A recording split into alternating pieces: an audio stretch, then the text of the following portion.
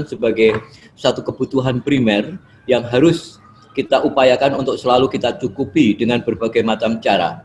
Dan hari ini sebagai seorang pakar ketahanan pangan, Profesor Budi Widianarko akan mengajak kita untuk berdiskusi, untuk ngobrol bersama, untuk mencoba memecahkan masalah-masalah pangan yang sering bersifat sangat multidimensional. Ya, masalah ini bukan hanya masalah monodimensional, tapi multidimensional. Satu contoh misalnya, kita tahu bahwa para pakar pangan mengatakan ada sekitar 30.000 tanaman yang bisa dijadikan bahan pangan di dunia ini. Tetapi orang hanya berkutat pada 9 bahan pokok dan sebagainya gitu. Sehingga diversifikasi itu menjadi sangat minimal. Baik, dengan integritas dan forensik pangan kali ini, kita akan bersama-sama belajar bersama Profesor Budi Widianarko. Dan waktu kita itu nanti akan sampai jam 11. Sampai jam 11, lalu saya meminta supaya Prof. Budi untuk menyampaikan gagasan-gagasan triggering, gagasan-gagasan yang memicu untuk diskusi ini, supaya nanti kita akan bisa mengembangkan pemikiran-pemikiran kita. Silahkan Prof, kami tidak membatasi waktu untuk pemerasaran yang pertama, dan nanti kita akan buka diskusi. Saya harap teman-teman dari seluruh Indonesia ikut ambil bagian dalam diskusi ini. Waktu dan tempat saya haturkan sepenuhnya kepada Prof. Budi. Silahkan Prof. Ya, terima kasih Pak Hermawan. Cukup bisa mendengar saya dengan baik Pak ya? Ya. Baik, selamat pagi Bu Bapak sekalian, peserta program Hukum Kesehatan Unikas Pranoto. Jadi, ya memang presentasi atau kuliah saya pagi ini bertepatan dengan 1 hari setelah Hari Pangan Sedunia.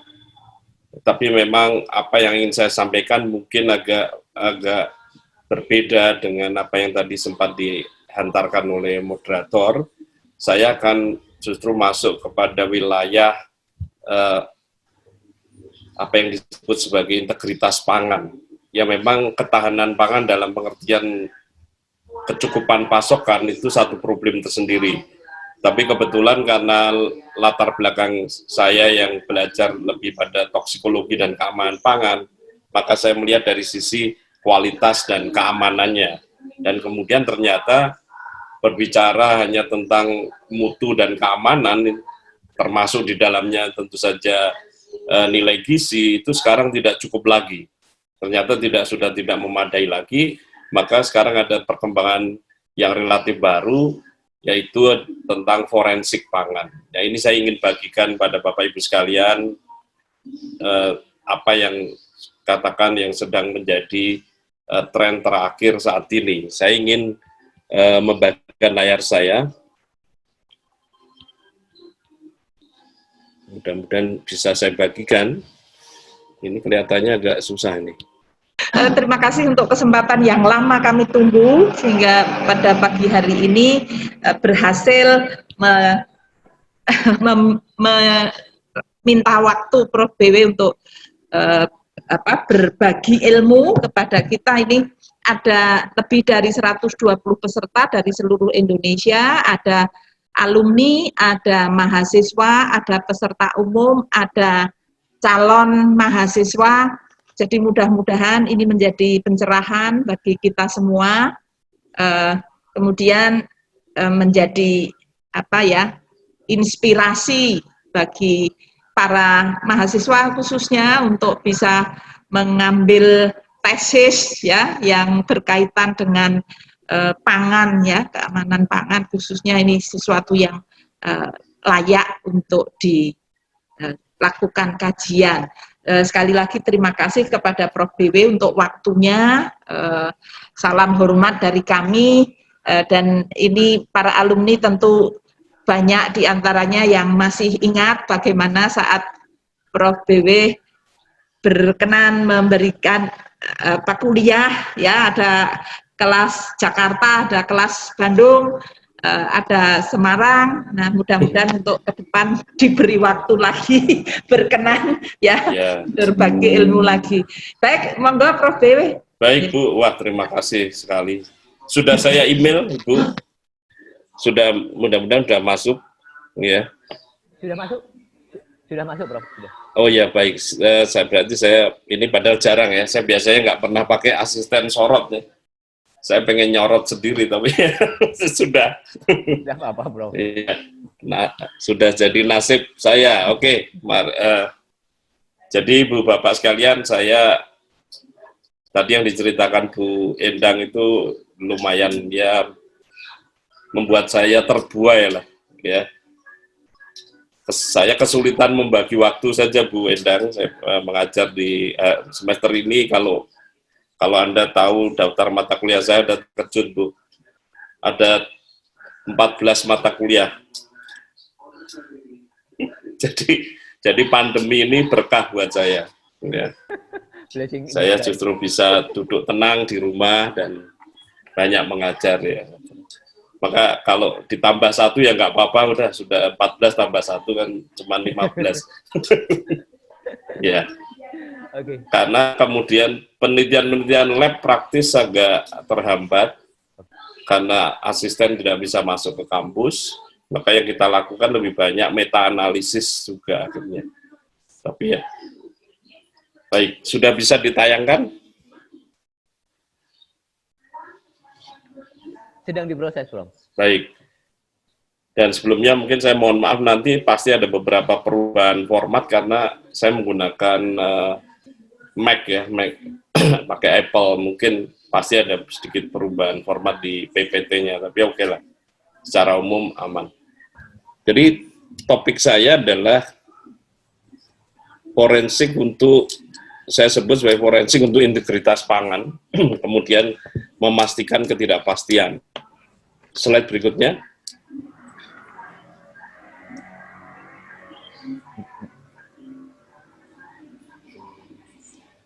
Jadi saat ini kebutuhan pangan terus meningkat, termasuk pangan-pangan yang diproduksi oleh industri itu yang sering di dalam nomenklaturnya disebut sebagai packaged food, makanan yang dikemas.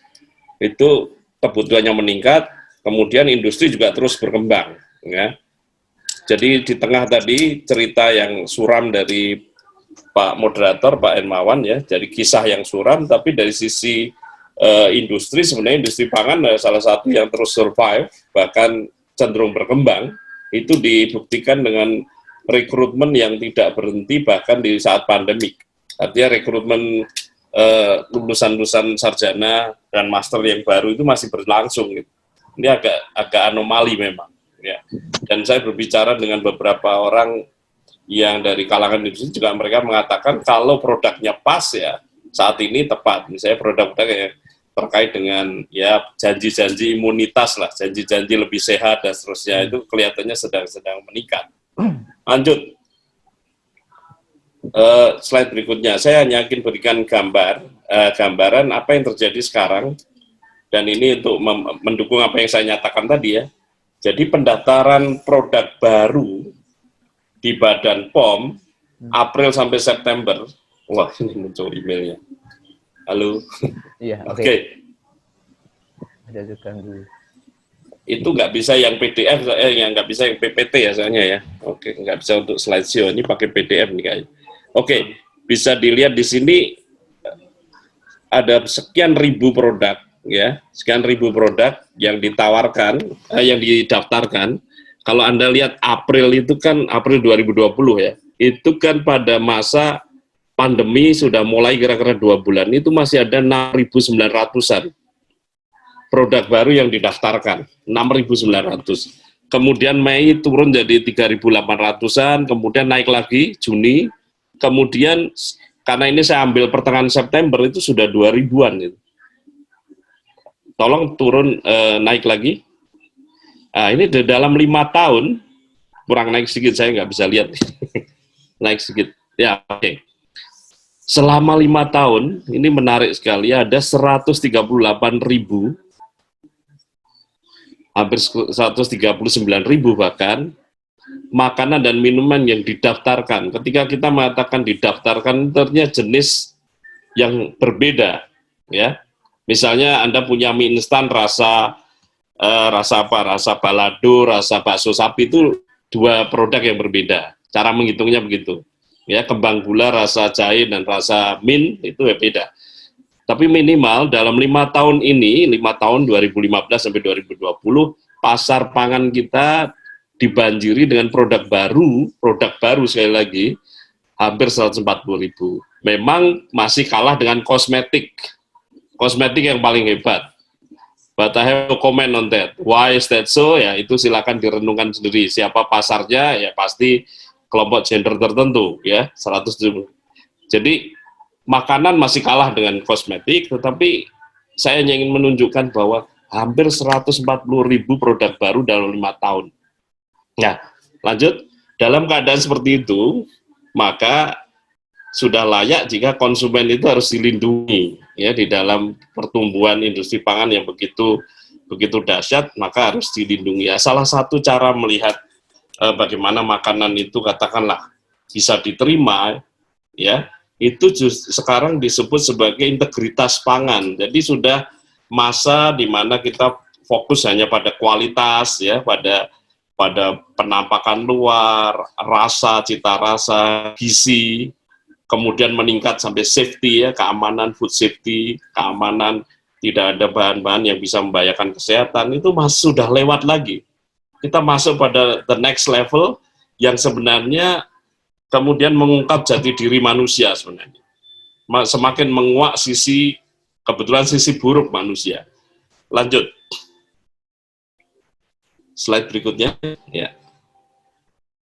Jadi food integrity ini adalah istilah yang umum untuk makanan yang sound, ya, nutritif, bergizi, healthy, tasty, ya, safe, aman, otentik, bahkan keaslian pangan menjadi penting sekarang.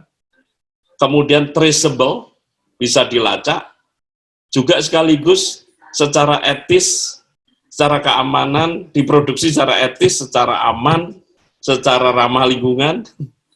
Ya, inilah integritas. Jadi integritas bicara tentang dua hal, ya, bicara tentang produknya, juga bicara tentang caranya, ya. Jadi kalau karakter produknya, ya, baik untuk kesehatan, bergizi, cita rasanya ya lesat, ya, aman, otentik, asli, ya, traceable, bisa dilacak, punya keterlacakan, itu satu sisi karakter produk.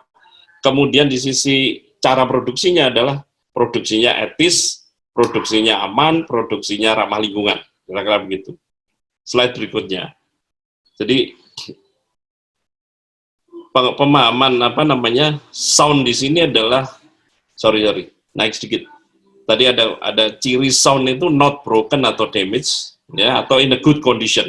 Jadi pangan itu kalau Anda dapat makanan, katakan kalau kita bicara package food, ya, sebuah biskuit yang di dalam kemasan itu misalnya biskuitnya ada yang remuk gitu, ya, ada yang menjadi patah, atau itu dianggap tidak sound. Jadi tuntutan konsumen itu makin lama makin tinggi, itu yang disebut sebagai integrity. Integritas itu is not about the food or the food stuff, but also the process, ya. Dan oke, lanjut.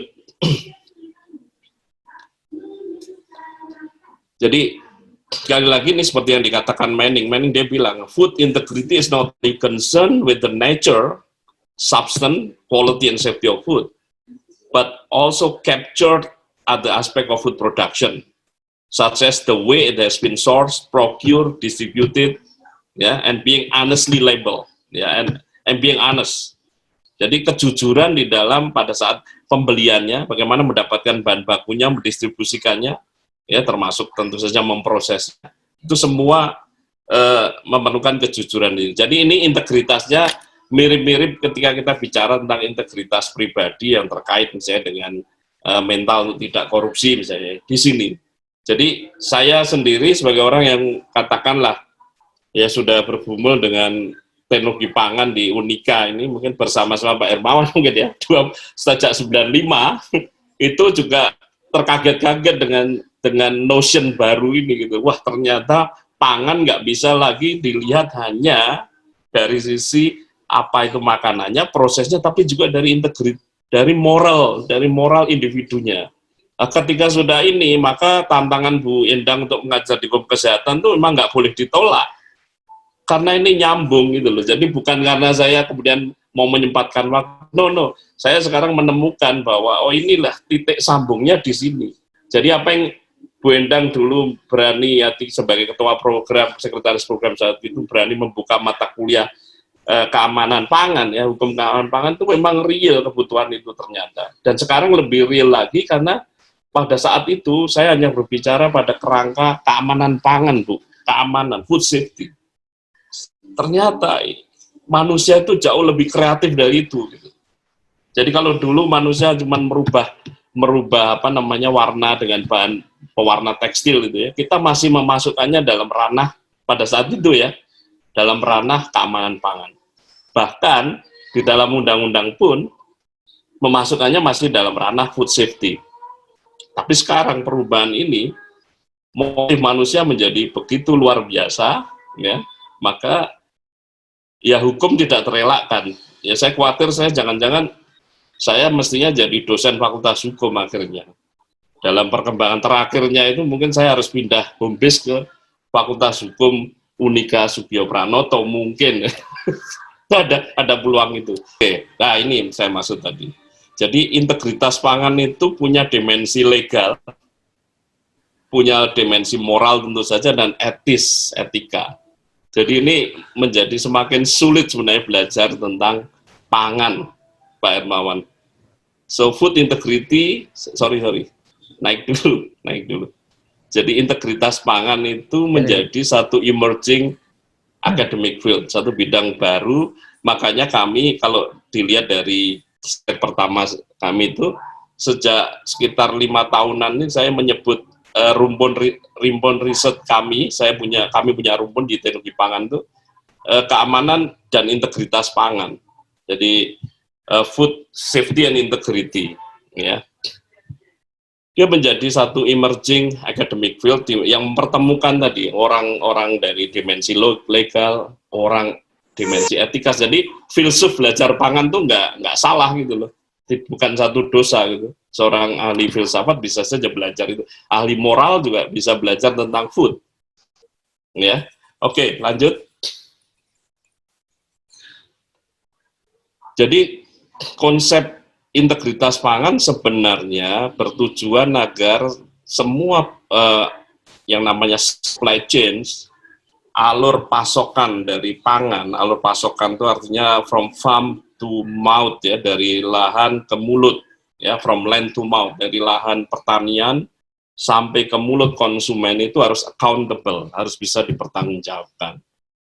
Ketika kita bicara accountability, akuntabilitas di dalam sistem pangan, di dalam pangan, maka dia bekerjanya di aras sistem ya.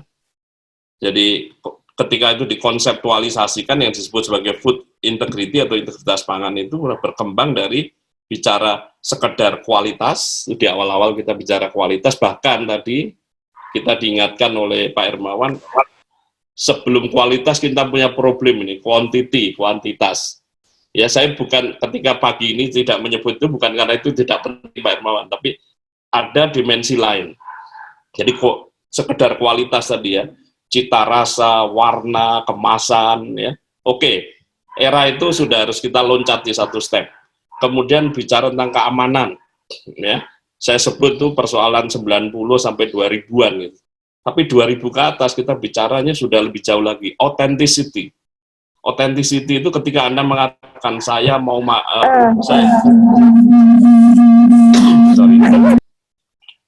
katakan ketika kita mengklaim misalnya ini adalah mangga dari Probolinggo, maka kita bicara tentang authenticity. Apakah betul ini mangga dari Probolinggo?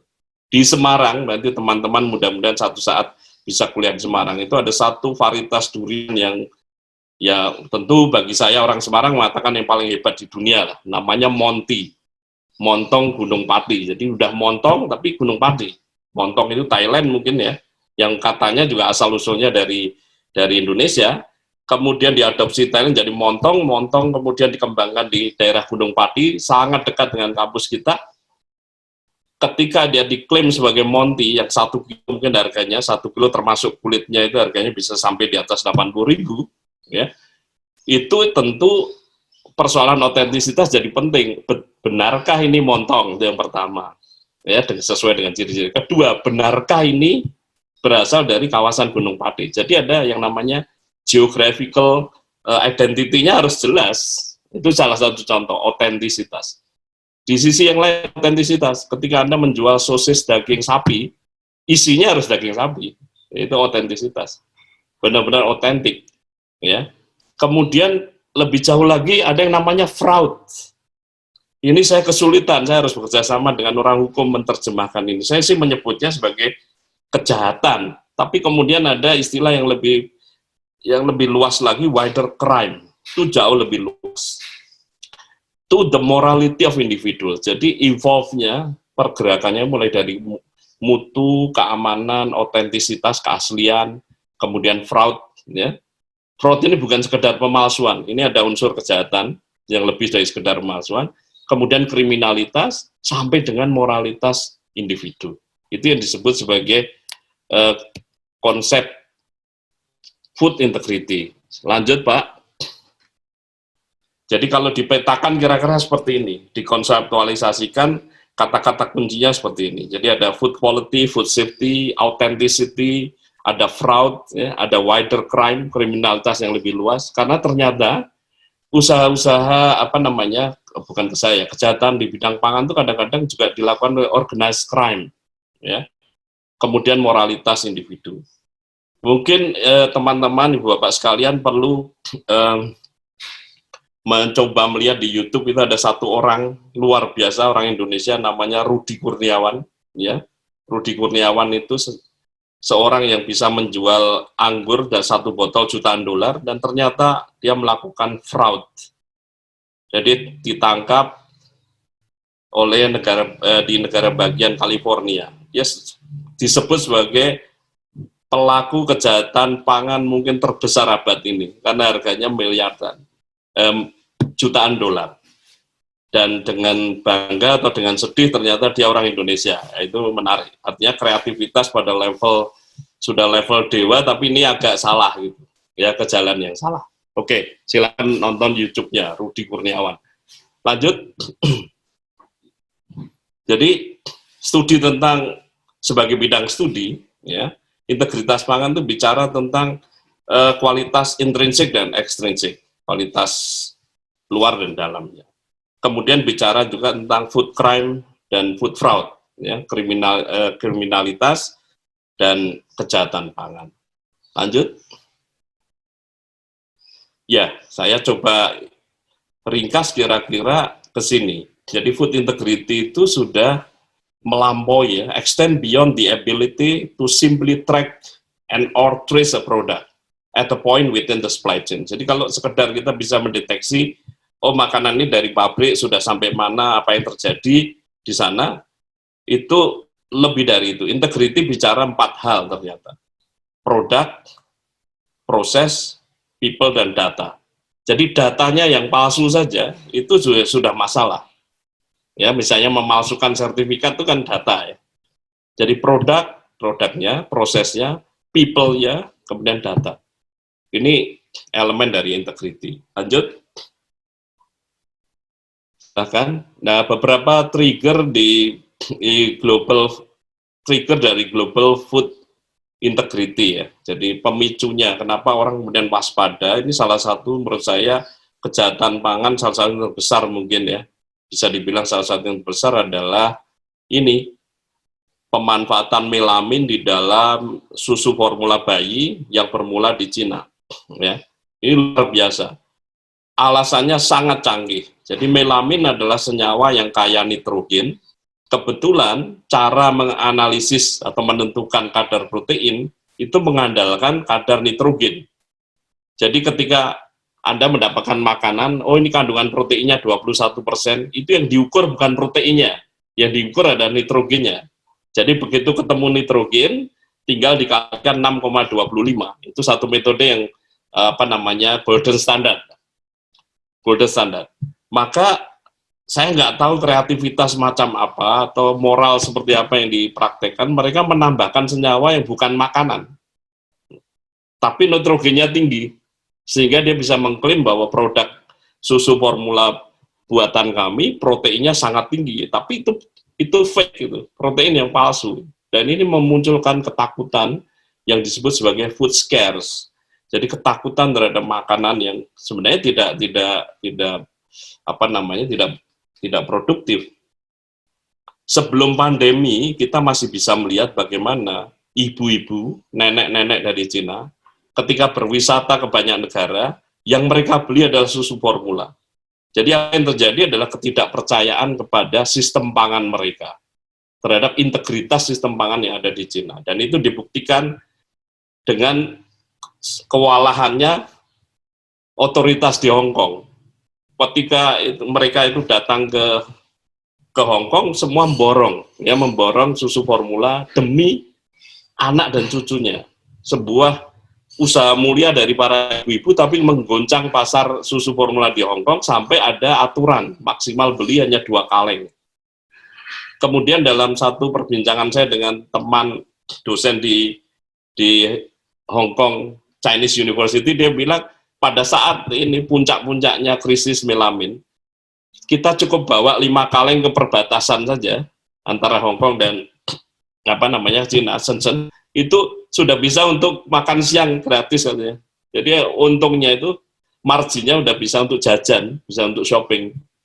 Itu betapa ini kemudian menjadi masalah, dan di Amerika ternyata terbukti bahwa bahkan makanan ternak, makanan hewan kesayangan ya pet, makanan kucing dan seterusnya, yang diproduksi juga ditambahkan itu, akhirnya membuat ketakutan. Itu yang pertama. Dan yang kedua, silakan turun lagi. Ini secara global dulu ya. Yang kedua adalah menjadi ramai juga itu 2013. Kasus daging palsu. Daging palsunya daging kuda untuk masuk beef. Bagi kita di Indonesia, terutama di Jawa, mungkin santai-santai, malah ada yang jual sate daging sapi, sate kuda ya ada. Tetapi ini kan persoalan integritas ya, yang disampaikan beef isinya kuda gitu. Ya, nah itu berbeda sekali. Dan ini tunjukkan bagaimana ternyata ya semua bermula dari negara yang lebih miskin biasanya. Ya, berangkat dari negara yang lebih miskin kemudian masuk dari Eropa yang agak timur. Lanjut.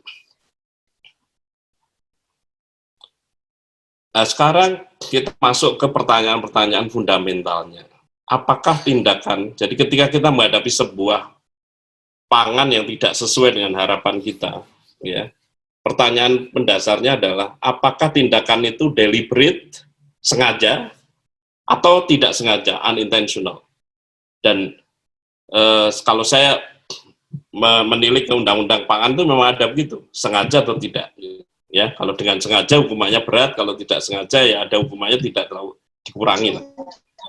Persoalannya adalah if unintentional, jika unintentional tidak sengaja, itu adalah isu keamanan pangan. Ya, jadi kalau ada pangan yang kemudian mengandung melamin tapi karena tidak sengaja, itu isunya namanya isu keamanan pangan. Ya. Tapi when consumer health can be harm itu keamanan pangan. Or simply a food quality issue kalau ternyata tidak berdampak pada kesehatan. Kalau berdampak pada kesehatan, ada pangan yang tidak sesuai harapan, itu soal mutu. Tapi begitu mengganggu kesehatan, kita bicara keamanan pangan. Ya, food safety. Lanjut. Tetapi jika tindakan itu intentional, ya, then the behavior can be considered as a crime, ya. Jadi bisa dianggap ini sebagai kriminalitas. Maka saya tadi bilang dosen keamanan pangan, the so-called dosen keamanan pangan itu mestinya jadi dosen fakultas hukum. Itu mestinya begitu. Kalau diterima. Cuman kan gelarnya aneh ya, ada dokter, dokter oke ya, ada insinyur MSc di hukum ya, mestinya kalau kampus merdeka seperti itu mestinya. Oke. So kemudian gini, when the motivation, kalau tadi ya sengaja, tapi motivasinya, when the motivation of the criminal is to harm people, memang mau menyakiti orang, ya. The type of action falls in the field of food defense. Ini Pak Hermawan, secara bahasa Inggris ini rumit sekali. Jadi kita mengatakan food safety itu versi dunia, ya versi dunia itu mengatakan food safety. Amerika menyebutnya food security karena mereka menghubungkan antara keamanan pangan ini dengan national security. Jadi tidak ada satu kata yang sama. Kemudian sekarang malah ada pertahanan pangan ini, food defense. Ya, jadi kalau motivasinya menyakiti orang. Lanjut. It can even be qualified as terrorism. Bisa disebut terorisme kalau tindakannya adalah mengganggu apa ini public order. Jadi mengganggu ya ketentraman masyarakat. Ya. Nah, tapi ada bentuk lain yang namanya EMA ini. Economic motivated adulteration. So when the intention is only economical, then the action can be considered as food fraud. Jadi kompleksitasnya seperti itu. Jadi kalau tujuannya mengganggu ketentraman masyarakat, ya itu namanya udah food terrorism. Dan itu perlu diantisipasi juga, ya. Meskipun itu yang pastinya apa ya namanya the wildest imagination ya, udah sampai tingkat yang paling parah itu, tapi itu bisa terjadi. Tapi kalau motifnya hanya profit ya. Misalnya orang menjual apa namanya, menjual puding diberi pewarna biar kelihatan shiny and glossy pakai pewarna yang bukan non food ya, itu profit motif. Ketika itu profit motif itu disebut fraud. Nah, kira-kira ruangnya di situ. Lanjut. Ya, jadi kalau mau kita pilah sebenarnya di bagian atas itu intentional sengaja, di bagian bawah itu adalah unintentional, jadi ada irisan.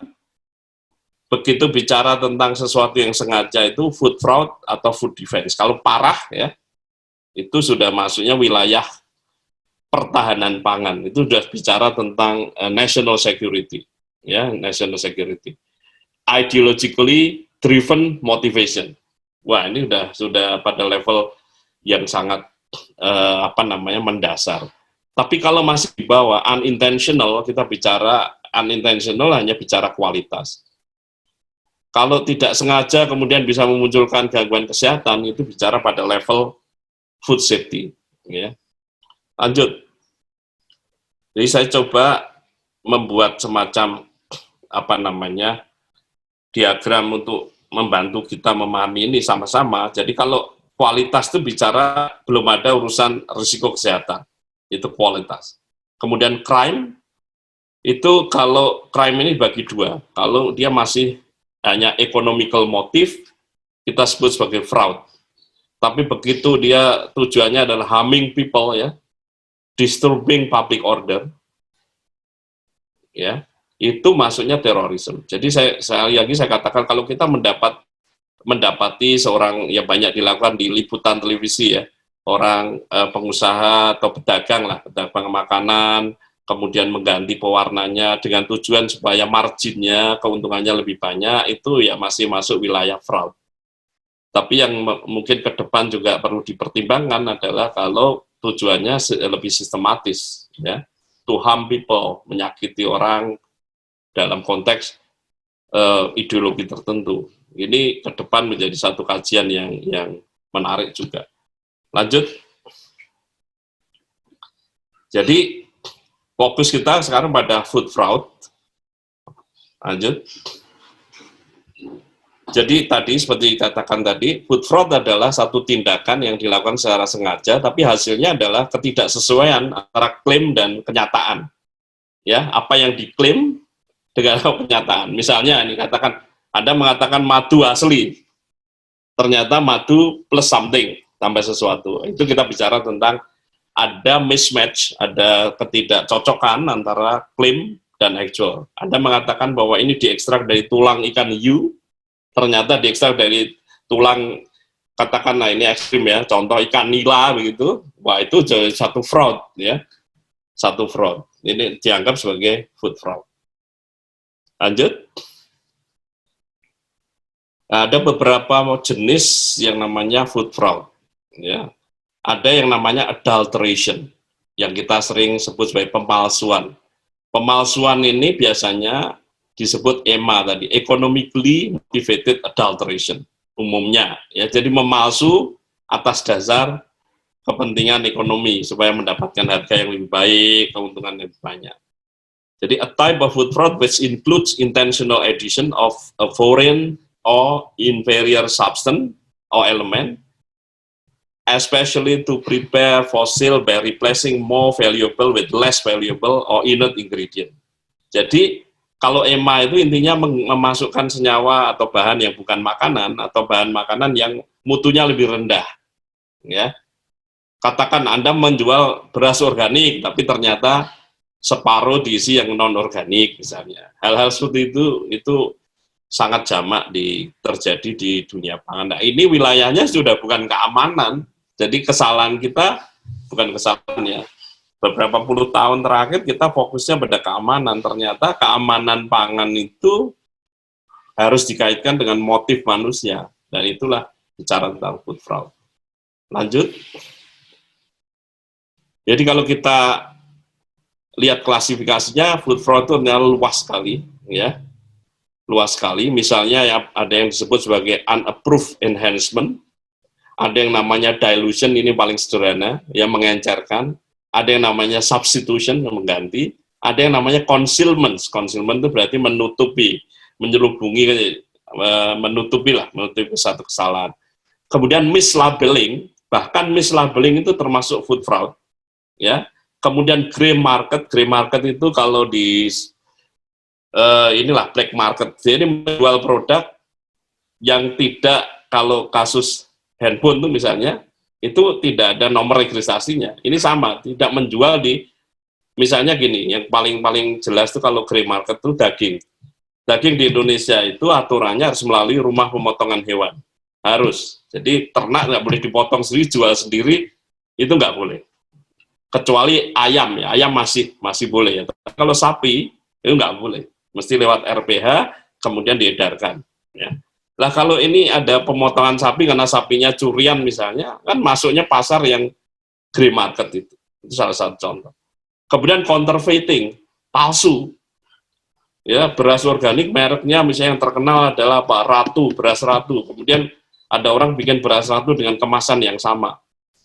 Ya, mie sedap misalnya diganti dengan mie senyap misalnya, mie senyap tapi tulisannya mirip, itu sudah bisa masuk di counterfeiting, ya, pemalsuan. Jadi ada paling tidak 7 jenis. Lanjut. Jadi saya mulai saja. Substitution misalnya ada proses mengganti, ya, entah itu mengganti zat gizi, mengganti bahan atau sebagian dari makanan. Biasanya yang nilainya tinggi ya, diganti dengan yang lebih murah. Ya paling gampang itu gula lah, tidak menggunakan pemanis buatan, sedangkan gula diganti pemanis, itu contoh substitution. Dilution ini paling gampang ya, the process of mixing a liquid ingredient with high value or liquid of lower value. Ada susu murni ditambah sesuatu ya, sehingga itu dilution, pengenceran. Madu yang saya sebutkan tadi. Kemudian ada unapproved enhancement, Anda menambahkan sesuatu yang nggak boleh, menambahkan boraks, menambahkan formalin, ya, menambahkan bahan-bahan kimia yang tidak diizinkan. Kemudian ada concealment, ya, menutupi, hiding, menyembunyikan bahan yang mutunya rendah, ya, di dalam satu produk pangan. Ya contoh ya, concealment ini ada banyak contohnya juga. Concealment Anda misalnya tadi kayak contohnya, misalnya ada proses buatan sosis. Kalau standarnya semua adalah lean meat, daging semua, terus Anda masukkan juga, kita masukkan juga di situ, misalnya entah itu kulit, entah itu jeruan, itu masalah itu. Concealment, kita menyembunyikan barang yang tidak bermutu, elemen tidak mutu dalam satu produk pangan. Lanjut. Ya, kemudian grey market ya, ini biasanya hasil kriminalitas, harus menjual. Kalau counterfeiting itu bicara tentang hak cipta intelektual, ya. Kalau mislabeling adalah Anda melabel dengan salah, ya, kita industri melabel dengan salah. Putting false claim on packaging for economic gain, jadi kita melabel dengan keliru, ya, termasuk misalnya memodifikasi expired date. Expired date-nya misalnya best before-nya 17 Oktober diganti jadi 17 Desember misalnya, itu satu problem. Next. Jadi menurut Codex Alimentarius, ya, satu lembaga di bawah PBB, di bawah FAO, WHO, yang memang mengurusi standar pangan atau aturan-aturan tentang pangan, menyebutkan ternyata ada 4 key elemen di dalam food fraud. Ada 4 key elemen. Yang pertama adalah deliberate intent. Jadi memang dilakukan dengan sengaja. Kemudian yang kedua, for the sake of deception, tujuannya memang mengelabui, menipu. Kemudian yang ketiga, untuk mendapatkan manfaat keuangan, financial gain. Kemudian yang keempat, ya, kata kunci keempat, elemen keempat, ada yang disebut sebagai misrepresentation. Misrepresentation ini artinya penyajian yang salah. Jadi apa yang dimaksud penyajian yang salah? Produk itu tidak disajikan seperti yang diharapkan. Ya. Jadi deliberate intent, deception, financial gain, dan misrepresentation. Lanjut. Sekarang masuk ke topik yang berikutnya, jadi bagian akhir dari apa yang bisa saya sampaikan, food forensics atau forensik pangan, ini sebagai ilmu. Ya, lanjut. Jadi ada yang mengatakan secara singkat, ya, seseorang ini si Mermelstein itu mengatakan ya food forensic itu basically ya intinya adalah menginvestigasi atau menyelidiki kriminalitas pangan, itu food forensic. Ya, lanjut. Kemudian ini ranah teman-teman hukum ya. Forensic science adalah aplikasi prinsip-prinsip ilmiah dan praktek-praktek teknologi dengan tujuan untuk ya, menemukan keadilan dan ya, menemukan keadilan dan juga untuk menyelesaikan persoalan-persoalan kriminal dan sipil, bagian perdata ya, dan juga persoalan-persoalan regulasi. Jadi intinya pemanfaatan ilmu dan teknologi sebenarnya untuk mengungkap kebenaran dan keadilan. Ya, kalau kita sederhanakan seperti itu, ilmu itu ini masih yang disebut ilmu forensik. Nah, sekarang hubungannya bagaimana dengan forensik pangan? Lanjut.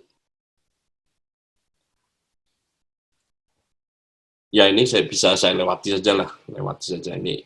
Silakan nanti dibaca sendiri asal katanya dan seterusnya. Lanjut. Nah, food forensik adalah pemanfaatan di sini ya, ketika forensic science tadi, ilmu forensik diterapkan di berbagai macam bidang yang menggunakan berbagai macam metode dan teknik yang ternyata ini sangat science, sangat scientific dan sangat teknologis ya.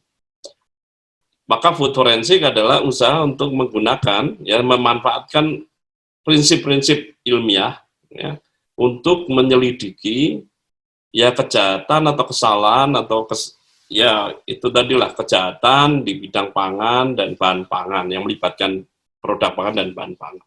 Lanjut.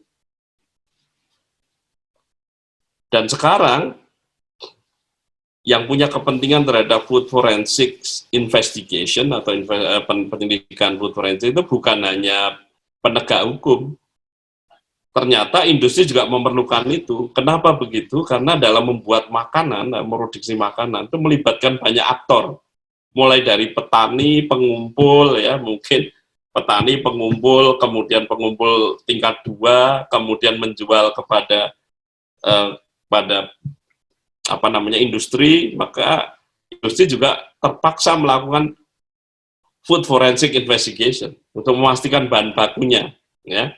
Tidak lagi, maka food forensik itu sekarang melekat di dalam penjaminan mutu akhirnya. Misalnya ketika Anda sebuah industri jamu ingin mendapatkan jahe dari, katakan dari pemasok, selama ini mungkin yang dipertimbangkan kan hanya katakanlah kadar air, cemaran mikroba, cemaran jamur dan seterusnya.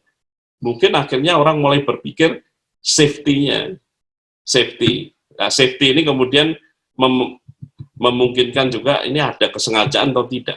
Ya. Jadi ini alat untuk menilai integritas pemasok, integritas supplier juga. Lanjut. Jadi problemnya apa yang menjadi fokus dari investigasi forensik pangan oleh industri ya? Ya tentu ingin mencari material asing. Ya, misalnya kalau di dalam makanan ya jangan sampai ada serpian logam, jangan ada serpian plastik misalnya. Kemudian kontaminan, ya elemen-elemen pencemar dalam bahan mentah atau produk akhir. Juga bicara tentang off odors, jadi bau yang tidak tepat, tidak sesuai, ya, off flavor yang kurang cocok, appearance problem, lengkap sudah, microbial spoilage, kerusakan karena mikroba, foodborne illnesses, ya, kira-kira gangguan kesehatan karena makanan itu juga termasuk intentional adulteration, ya, atau fraud yang karena financial gain, tujuan untuk, jadi intinya untuk memastikan bahwa bahan yang masuk ke industri itu bahan yang aman, bermutu dan aman, plus tidak palsu, ya, tidak palsu, itu yang menjadi fokus juga. Lanjut. Ya, ini ada mengatakan tujuan dari food forensic investigation adalah untuk memastikan the what, how, and when of food safety and quality issues which might involve the identification of foreign matter, taint, jadi bahan yang bisa menodai ya, and order to the authenticity or certification of foodstuff. Jadi ranahnya jadi sangat luas, kualitas, mutu, kemudian keamanan, kemudian sampai ke autentisitas ya. Dan ini menjadi perhatian sekarang. Lanjut. Nah, salah satu pendekatan yang saya ingin sedikit membagikan yang sedang akan menjadi fokus dari grup riset kami terakhir-terakhir ini, kita sedang memulai riset-riset di situ adalah kita akan memanfaatkan apa yang disebut pengujian food fraud berdasarkan pendekatan kimia, sebenarnya kimiawi. Jadi fisik, kimia, dan microbiological itu bisa dijalankan. Jadi bicara tentang deteksi kualitatif maupun kuantitatif. Ya. Ternyata banyak riset tentang itu. Ya. Lanjut. Beberapa case yang ingin saya share di bagian akhir presentasi saya. Yang pertama, silakan. Ya, misalnya ini sebuah informasi yang bagi saya lumayan mengejutkan dan tentu membuat kita prihatin, tapi ini sayangnya, nih ironisnya ya, kalau orang keamanan pangan tuh malah seneng gitu. Waduh, senang tanda petik ya, sorry. Senang dalam arti ini ternyata yang namanya mineral water, ya pasar mineral water ini, itu tidak lepas dari 3 hal ini, 3 jenis fraud ini. Ya, adulteration misalnya melakukan pengenceran menggunakan tap water, menggunakan air yang tidak dengan mutu yang sesuai. Kemudian sophistication, ini ada pelanggaran namanya sophistication, jadi dipercanggih.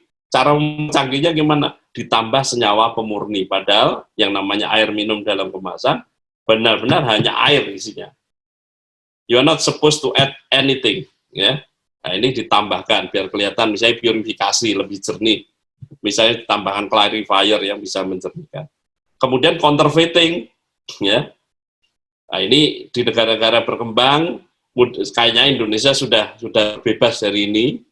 Saya ingat kalau 10-20 tahun yang lalu masih kalau naik bis ya Semarang Jakarta masih sering orang menjual satu botol minuman yang ternyata isinya sudah beda gitu. Itu yang disebut counterfeit. Tapi di negara-negara seperti di negara-negara yang masih belum terlalu maju di Afrika ini masih banyak dilakukan ya. Jadi botolnya sama, tutupnya diganti, dan Anda bisa dengan mudah membeli tutup baru sebenarnya, ya, dan mengganti isinya. Jadi botol labeled as mineral water, but containing other water, not only tap, ya, diganti. Lanjut. Kemudian di bidang daging, misalnya, kalau daging ini banyak sekali adulteration, ya, menambahkan air untuk meningkatkan berat daging. Masih ingat kasus sapi gelonggongan? Nah, itu disebut adulteration, ya. Jadi pada saat itu sebenarnya sudah di Indonesia sudah ada pemicunya sebenarnya. Awal-awal akhir 90-an sudah ada masalah dengan sapi gelonggongan ini, ya. Tapi kita kelihatannya ya, wacana yang berkembang pada saat itu bicara tentang lebih pada animal welfare, kesejahteraan hewan. Ya, jadi kita ingin melindungi hak-hak hewan. Tapi ini ternyata ini punya konsekuensi legal sebenarnya. Ini adalah adulteration, ya, memang, atau menambahkan high amount of extender of filler of non-meat origin. Ini dalam bidang daging.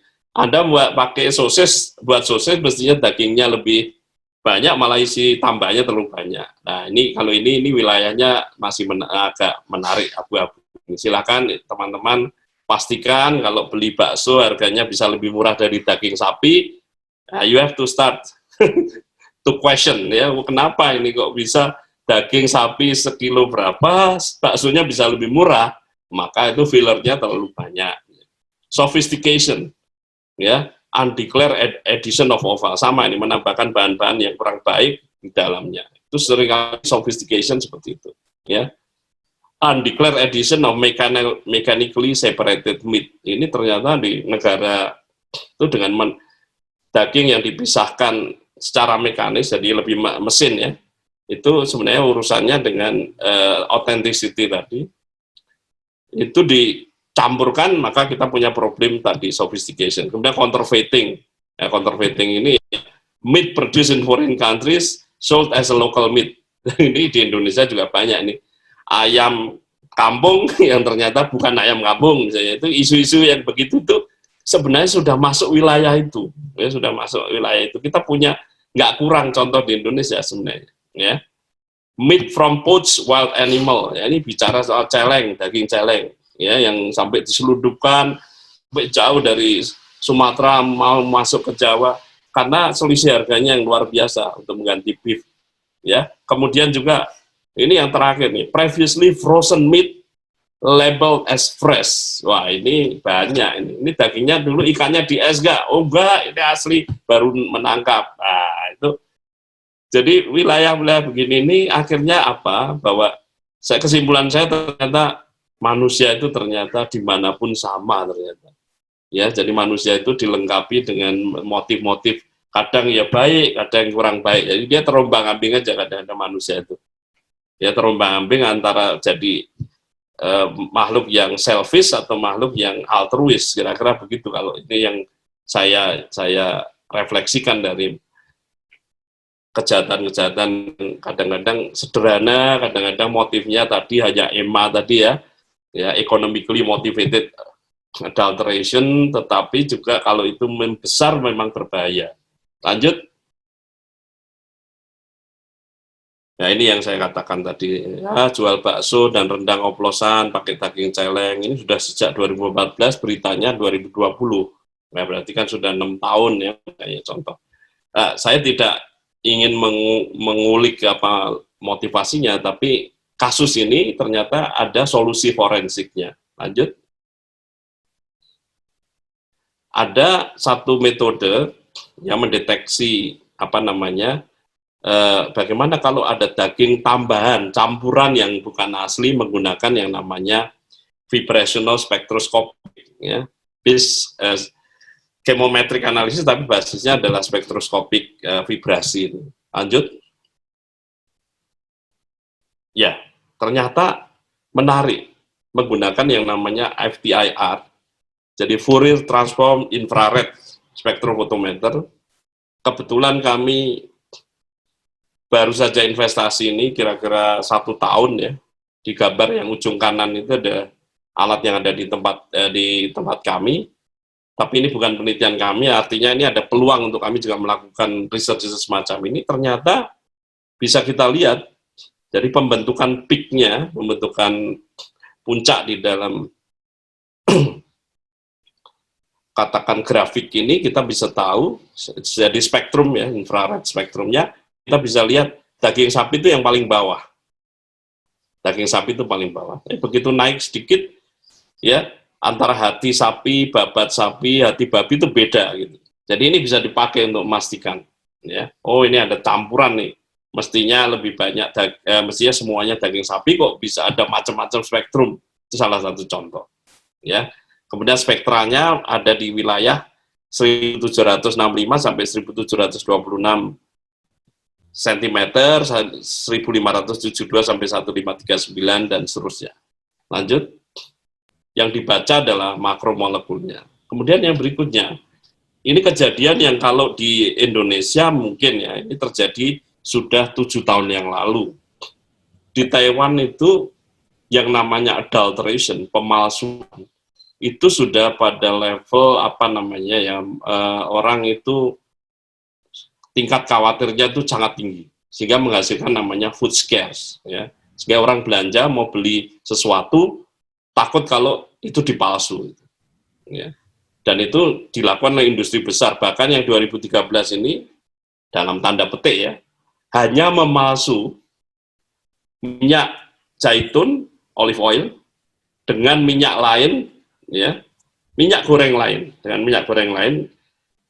Misalnya dari kelapa sawit, atau dari kacang, atau dari sayur, kemudian warnanya disesuaikan supaya kelihatan seperti olive oil, dan dikemas, itu sebuah pelanggaran hukum yang sangat besar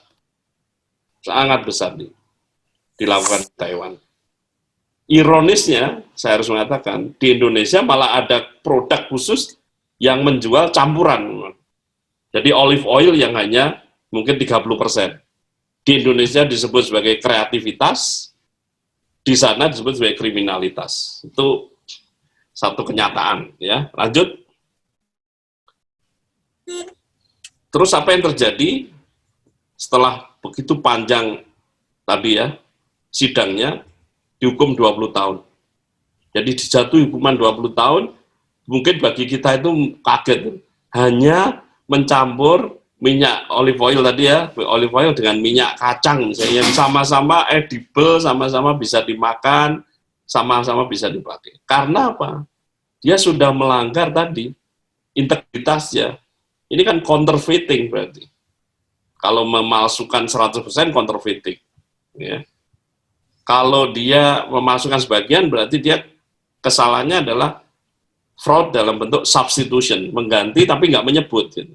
Ya, di Indonesia kenapa tidak ada masalah? Karena ditulis sekian persen memang bukan minyak olive oil, minyak zaitun semua, karena terlalu mahal, ya. Tapi itu ditulis jelas 50% apa, 50% apa. Jadi boleh. Tapi yang terjadi di Taiwan ini bukan. Dan itu bergerak sangat jauh yang di Taiwan itu sampai kalau tadinya hanya menggunakan minyak campuran, akhirnya pada tingkat yang lebih dahsyat lagi. Sebuah industri pangan yang waktu itu terkait dengan presidennya, itu bahkan menggunakan minyak daur ulang. Daur ulangnya dari mana? Dari got. Dari saluran, saluran got itu yang dari industri, dari food court. Sampai seperti itu. Makanya hukumannya sangat serius. Lanjut. Nah, itu ternyata juga dengan alat yang sama dengan FTIR tadi, Fourier Transform Infrared Spectrophometer itu bisa dilakukan. Jadi ini menjadi inspirasi. Kami sudah ada satu penelitian tentang ini yang ternyata juga memang ini kami kemudian gunakan untuk mendeteksi kalau orang itu menggunakan minyak dengan frekuensi penggorengan yang terlalu sering. Jadi standarnya kan 4 kali. Kalau dalam industri kuliner itu mestinya 4 kali. Tapi kalau dia gunakan lebih itu bisa dideteksi nggak? Ternyata bisa. Ternyata bisa diverifikasi menggunakan spektrum infrared ini. Jadi biasanya kita kan ukur itu biasanya pakai metode kimia yang biasa. Metode kimia itu entah itu menggunakan metode titrasi atau metode menggunakan spektrofotometer ya. Biasanya yang diukur itu yang namanya bilangan peroksida dan yang satunya lagi bilangan asam. Sifatnya destruktif karena harus ambil sampel, kemudian ditambah bahan kimia, kemudian diukur. Sedangkan dengan FDR ini tidak, cukup minyak itu dibaca, dilihat spektrumnya. Jadi diradiasi dengan sinar inframerah, infrared, kemudian pantulannya itu yang menghasilkan peak tadi. Jadi teknik-tekniknya akhirnya semacam itu. Lanjut. Ya, ini contoh dilakukan kawan-kawan di Universitas Indonesia juga, ya, untuk melihat misalnya keaslian madu. ini teman-teman dari Universitas Indonesia melakukan riset tentang ini antara madu murni dan tidak, juga lagi-lagi dilihat dengan menggunakan tadi Fourier Transform Infrared Spectroscopy. Jadi ini tentu bukan satu-satunya alat, ya, bukan satu-satunya, tapi saya ingin mengatakan bahwa dengan satu alat ini juga kita bisa melakukan banyak hal. Lanjut. Ya, itu saya kira yang bisa saya sampaikan, mulai dari berawal dari konsep integritas pangan, kemudian bicara food fraud, kemudian bagaimana forensik pangan itu membantu untuk memastikan ketidakpastian. Terima kasih Pak Herbawan. Terima kasih Prof. Ya. Ya, selama saya mengikuti kuliah Prof. Budi ini, ada satu renungan menarik yang saya dapatkan. Tuhan itu sungguh maha baik, ya.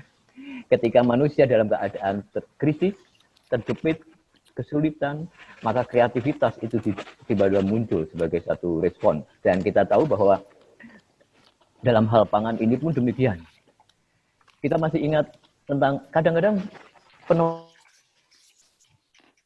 kemudian menjadi berkembang begitu bagus dan menjadi prestisius. Satu contoh misalnya Pizza Hut. Pizza Hut itu muncul ketika Italia sedang dilanda krisis pangan yang luar biasa. Dan ibu-ibu bingung. Lalu ibu-ibu mencoba mengais-ngais sisa-sisa sayuran, sisa-sisa tepung dan sebagainya. Lalu mereka olah demikian rupa, mereka mencoba-coba dan akhirnya lahirlah satu makanan yang sampai sekarang menjadi justru prestisius, ya. Karena menjadi Pizza Hut itu. Demikian juga keadaan kita sekarang. Ya. Saya melihat kemarin The Economist dari Amerika, majalah Amerika itu mengatakan bahwa setelah pandemi ini kira-kira 1 dari 8 keluarga Amerika akan kesulitan dalam mengakses pangan. Tapi saya juga percaya dari cerita Prof. Budi hari ini bahwa mereka akan menjadi kreatif untuk menciptakan model-model pangan baru dan sebagainya. Hanya saja tadi Prof. Budi juga mengatakan bahayanya kemudian setelah ada kreativitas itu adalah kemungkinan orang terbias, menyimpang, terjadilah apa yang disebut sebagai food fraud. Dan food fraud ini, tetapi kita juga bersyukur juga bahwa di samping itu ada upaya-upaya manusia untuk menangani ini, lalu muncullah food forensik. Yang belum muncul kemudian adalah yang barangkali perlu kita pikirkan food trial. Setelah itu apa? Tidak hanya dibawa ke ranah pengadilan umum misalnya. Karena terus terang tadi dikatakan ada istilah food terrorism. Di dunia ini kan hanya 4 kejahatan yang disebut extraordinary crime. Satu adalah narkoba, korupsi, terorisme, dan genosida. Mengapa disebut extraordinary crime? Karena korbannya banyak dan beruntun terus-menerus. Demikian juga food ini, kalau tidak ditangani secara khusus, maka bahayanya adalah seperti itu. Kalau hanya sekedar masalah pribadi atau antar industri, seperti yang pernah terjadi dengan kasus pabrik coklat Morinaga di Jepang yang diracuni, yang ditikung oleh sesama saingan, itu tidak masalah. Tetapi kalau ini masalah menyangkut, tadi dikatakan Prof. Budi adalah national security, nah ini yang menjadi bahaya. Barangkali baik teman-teman dari Fakultas Hukum mulai memikirkan, perlukah ada semacam food trial khusus untuk kejahatan-kejahatan atau fraud yang dihasilkan oleh industri-industri makanan ini. Baik teman-teman, Bapak, Ibu, dan Saudara sekalian, karena ini adalah kuliah umum, maka saya tidak akan menampung pertanyaan-pertanyaan, tetapi silakan Bapak, Ibu bertanya, menyanggah, atau memberikan alternatif, lalu langsung saja direspons, ditanggapi oleh Prof. Budi. Jadi tidak usah ditampung dulu. Silakan, dan Prof. Budi kami informasikan bahwa tadi ada juga dari Manado, dari macam-macam tadi sudah memberitahu. Dari Waingapu juga. Baik. Ya, luar biasa. Oke, teman-teman silahkan. Tolong disebutkan nama dari mana.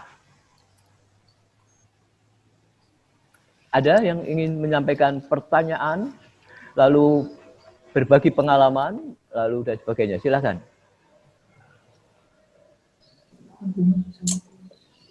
Selamat pagi, Prof. Oke. Selamat pagi, Pak Henry ya. Iya, Prof. Saya Henry dari Denpasar, Prof. Ingin bertanya. Prof, ini menarik materinya, Prof. Terkait dengan food security, Prof. Kami menanyakan, biasanya dilaksanakan food security pada kunjungan tamu-tamu VIP, Prof. Sebenarnya siapa yang mempunyai kompetensi selama ini kan melakukan tuh Balai POM, Prof. Iya. Melakukan. Apakah ada sertifikasi khusus untuk melakukan food security ini? Atau ada pelatihan dari lembaga tertentu? Baru yang kedua, Prof. Di masyarakat kan banyak makanan-makanan yang home produksi, yang dengan skala-skala kecil, yang belum dinyatakan lulus sama Balai POM gitu, Prof. Tapi sudah beredar di masyarakat. Bagaimana pandangan Prof terhadap hal ini? Terima kasih, Prof. Ya, baik. Terima kasih Pak Henry langsung ya. Yang pertama saya kira memang institusi yang bisa dianggap paling kompeten dalam hal tadi ya mengamankan makanan dari tamu-tamu VIP ya, memang Balai POM ya, artinya pengawasan obat dan makanan. Tentu saja untuk kadang-kadang untuk hal-hal tertentu mungkin harus bekerja sama juga, saya kira termasuk sebenarnya bagian forensik dari Polri atau Polda setempat itu juga ada sebenarnya, ada juga bisa meminta bantuan kadang-kadang expert ya dari perguruan tinggi ya, itu juga ada kejadian seperti itu pernah terjadi. Apakah ada pelatihannya? Ada ya. Pelatihannya ada, yang namanya pelatihan yang paling pertama itu yang namanya pelatihan HACCP, Food Safety Management System, termasuk ISO 22000, itu yang kerangka manajemennya. Tetapi kalau untuk analisisnya, ya, untuk analisisnya tentu ya perlu sertifikat analis ya, seorang food analis, lulusan mungkin dari paling tidak akademi analis kimia, ya, dia punya kemampuan kimia analitik. Termasuk juga mungkin dilakukan oleh lab-lab yang katakan tersertifikasi, makanya digunakan Balai POM, karena Balai POM labnya menjadi salah satu lab rujukan, dan mereka tahu kira-kira titik-titik kritisnya di mana makanan itu, kira-kira kontaminan yang umum itu apa. Ya, memang apakah masih bisa kecolongan? Ya masih bisa, karena lab itu kan mengandalkan pada existing experience, ya, pengalaman selama ini. Ya, kalau munculnya senyawa baru ya mungkin gelagapan juga, ya. Tapi itulah makanya ilmu forensik ini jadi penting gitu. Forensik pangan menjadi penting, yang akan menjadi salah satu mudah-mudahan bisa jadi salah satu topik, menjadi salah satu program studi di masa yang akan datang, karena betul kebutuhan tadi. Itu yang pertama. Yang kedua tentang, ya ini selalu menjadi diskusi klasik ya, bagaimana produk-produk UKM atau yang usaha mikro atau usaha perorangan. Jadi kita perlu ingat Pak, dalam rejim hukum keamanan pangan di Indonesia itu ada kita berjalan di dua lapis ya. Jadi untuk produk-produk yang non industri besar, produk-produk industri rumah tangga itu memang pendaftarannya bukan melalui Badan POM, tapi melalui kota, ya, melalui kota. Makanya sertifikatnya namanya PIRT, Produk Industri Rumah Tangga nomor sekian. Itu yang memberikan adalah kota. Dan sekarang banyak kota, ini perkembangan yang menurut saya baik, banyak kota yang sudah mulai punya dinas ketahanan pangan, namanya dinas ketahanan pangan. Dan perlu saya sedikit luruskan, yang Bapak sampaikan sebagai ketahanan pangan tadi adalah keamanan pangan, Pak, ya. Sebenarnya keamanan, ya, bukan ketahanan. Ketahanan itu lebih pada jumlah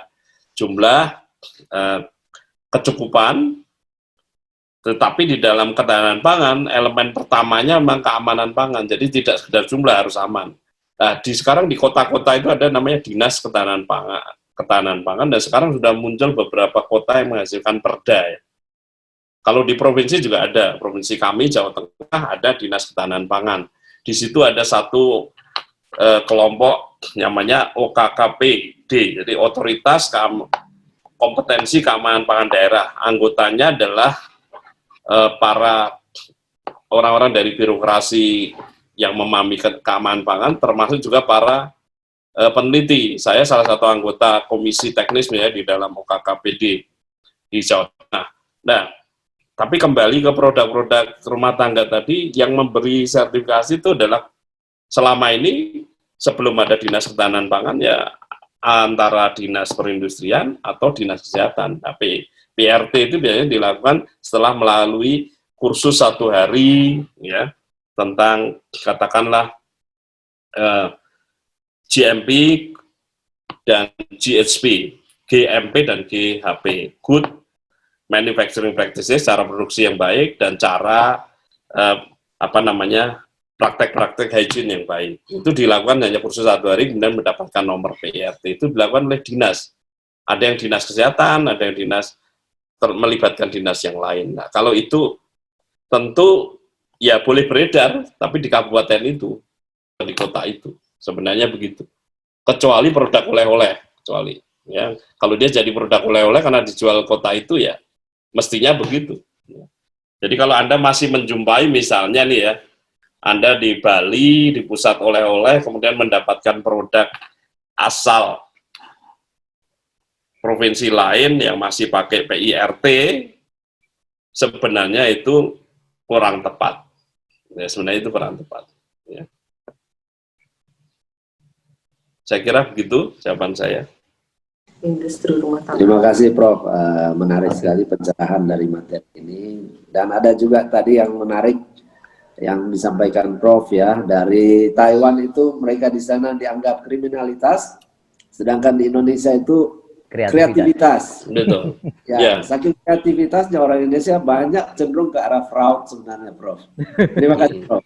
Ya, asal gini, kreativitas itu syaratnya satu kok, honesty, jujur. Jadi dia mencampur tapi jujur itu kreativitas, mencampur nggak jujur itu kriminalitas. Itu saya nggak tahu benar nggak itu menurut dokter ilmu hukum ini Bu Endang. Saya memahami secara awam begitu. Jadi kreativitas itu kalau jujur ya kreatif, selama bahannya tidak membahayakan kesehatan bahan yang dipakai, yang mencampur dengan, dan itu banyak sekali yang kita lakukan, banyak sekali. Ya, produk kopi instan misalnya. Kopi instan itu kan sebenarnya kalau karena jujur, mungkin kopinya berapa, ya, tambahnya berapa, itu karena jujur ya nggak apa-apa gitu. Tapi jangan mengklaim bahwa ini misalnya, wah ini misalnya kopi susu tapi pakainya creamernya non dairy. Nah, itu kan ada begitu. Terus judulnya kopi susu lah, itu melanggar. Tapi kalau dia cuma bilang coffee mix atau kopi instan tapi isinya creamernya dari jagung ya nggak apa-apa. Jujur itu. Ya, sampai jujur itu artinya dianggap jujur sampai pada satu saat ada bukti bahwa bahan yang tadi itu tidak berbahaya, ya aman. Tapi kalau nanti ada riset baru mengatakan tidak aman, ya ceritanya lain. Seperti obat lah, harus direview, subject to review. Ya. Oke. Terima kasih, Prof. Pak Henry, terima kasih. Ada lagi teman-teman? Silahkan. Selamat pagi. Selamat pagi, Prof. Boleh izin bertanya? Dokter Christian ya Pak ya. Ya. Wah ini dari Bali juga ya? Saya dari Jakarta, Prof. Oh, gambarnya Bali. Lagi jalan-jalan ke sana. Baik. Prof, saya mau bertanya juga mengenai krisis pangan ini. Bagaimana Prof terhadap pengawasan POM terhadap makanan-makanan, kadang-kadang produsen itu suka melakukan kecurangan terhadap expired date, ya, diperbaharui lagi, atau juga terhadap makanan dan minuman kadang-kadang yang seharusnya seperti misalnya teh botol atau teh kotek yang saya tidak bisa lihat, ternyata di dalamnya misalnya terdapat misalnya endapan atau apa yang kelihatannya sesuatu yang agak menjijikan gitu. Kenapa itu bisa sampai terjadi? Apakah POM itu tidak melakukan penyelidikan secara intens terus-menerus?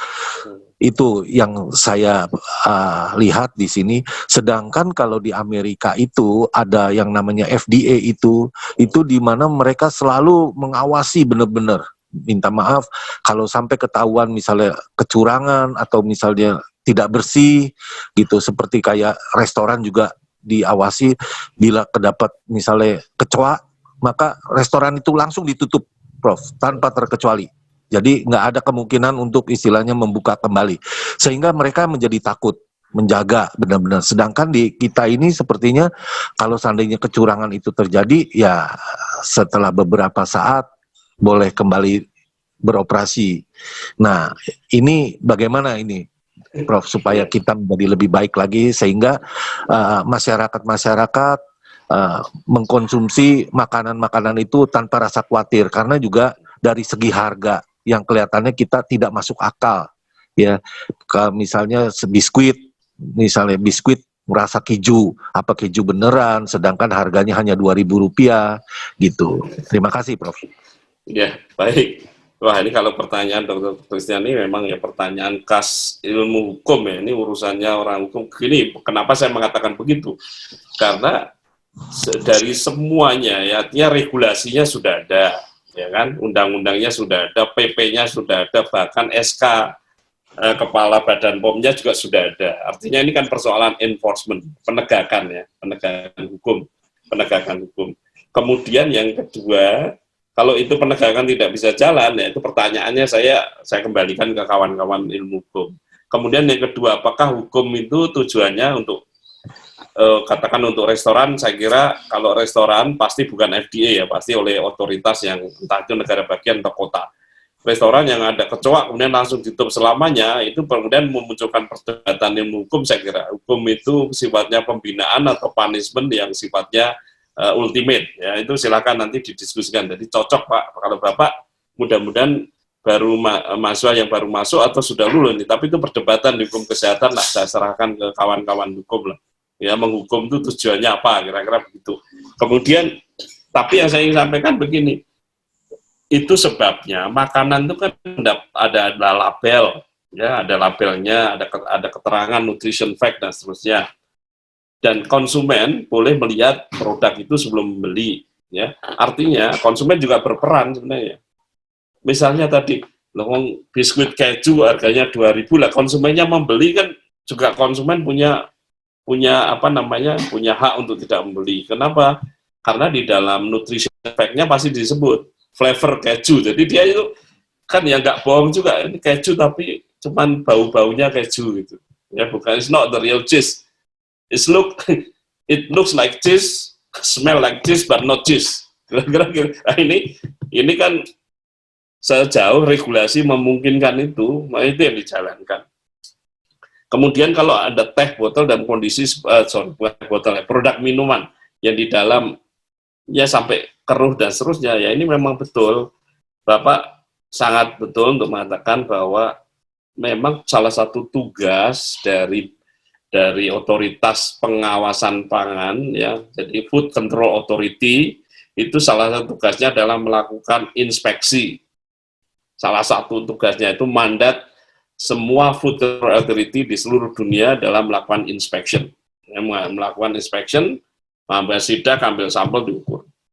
Tetapi secara terbuka pernah dikatakan, kalau kita ikuti cara yang dilakukan di US FDA, itu dia punya anggaran untuk melakukan inspeksi hampir setiap bulan. Di Indonesia, inspeksinya kalau menjelang Lebaran dan hari Natal. Jadi itu kita hanya melakukan setahun 2 kali. Jadi kadang-kadang setahun 2 kali kita ribut semua tentang expired date.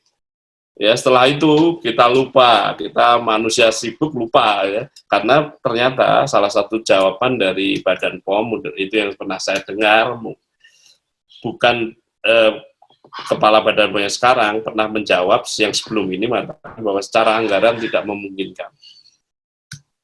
Tidak memungkinkan. Maka Bapak Ibu sekalian, di tiap tahun di negara seperti Jepang dan Amerika itu ada yang namanya report, namanya Total Diet Study. Itu ada report. Total Diet Study sebenarnya adalah laporan, ya, laporan tentang kandungan senyawa-senyawa yang terkandung dalam makanan, yang diambil dari sampel makanan yang berasal dari, mulai dari pasar becek, wet market, sampai hypermarket. Dan itu diambil dari berbagai kota samplingnya. Baik kota yang kecil, county, sampai katakan metropolitan. Dan itu kemudian di-report tiap tahun.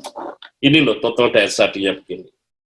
Pada kasus Jepang, mereka reportnya paling sering mereport adalah soal seafood, karena mereka suka sekali makan seafood yang ya sashimi, mentah, dan seterusnya itu ya. Itu dia report kandungan merkurinya berapa, kandungan senyawa organotinnya berapa, jadi pencemar-pencemar yang khas yang ada di produk itu dilaporkan. Jadi orang hamil tidak boleh makan sekian banyak, karena perempuan hamil kalau makan seafood yang mengandung metil merkuri bisa ditransfer ke janin, itu dibuka di media massa.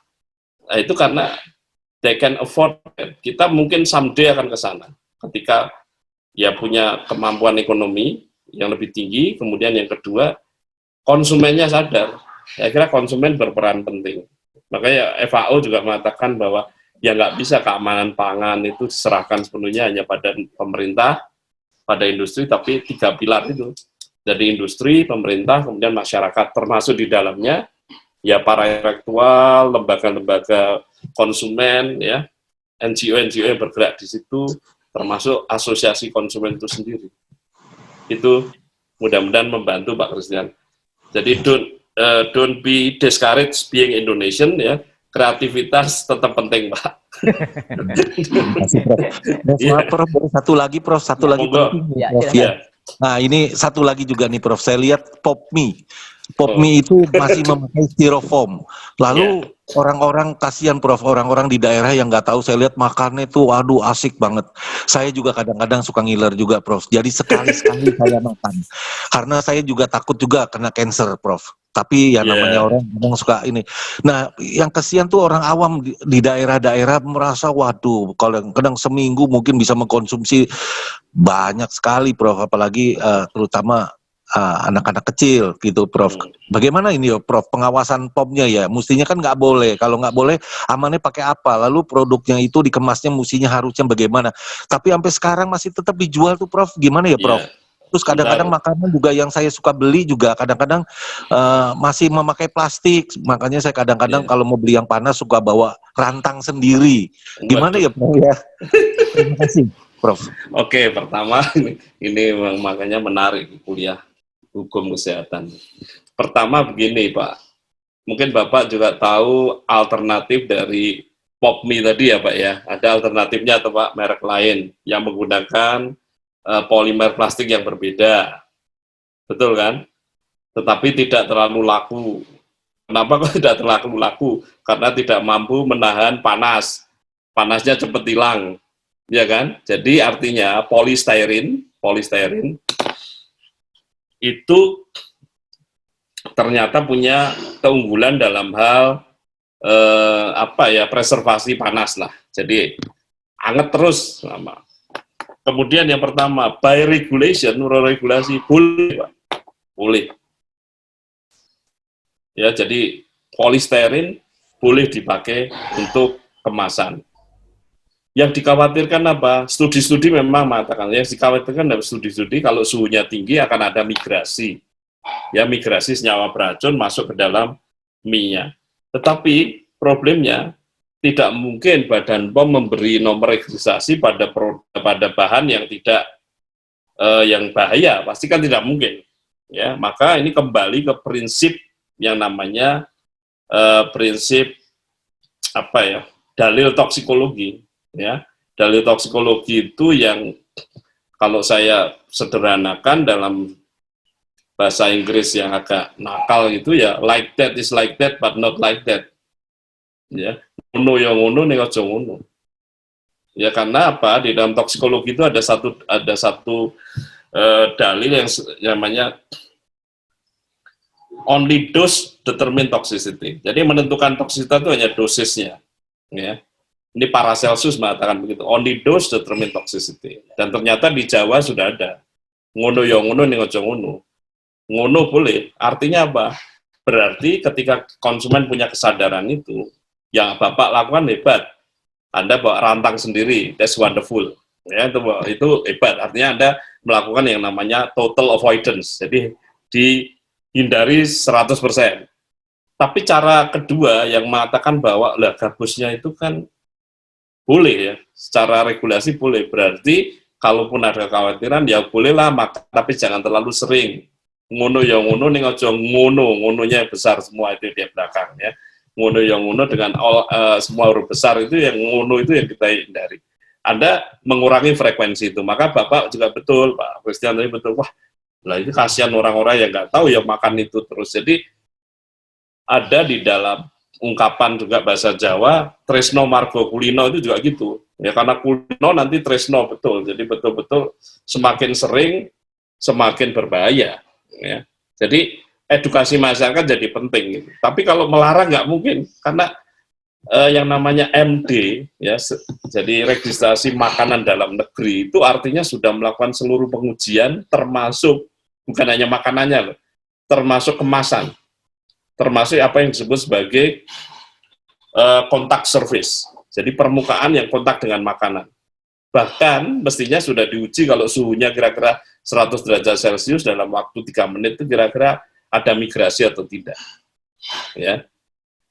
Tapi kalau nanti ilmu pengetahuan mengungkap lain dan sudah ada alternatif, ya itu biasanya bisa dilarang.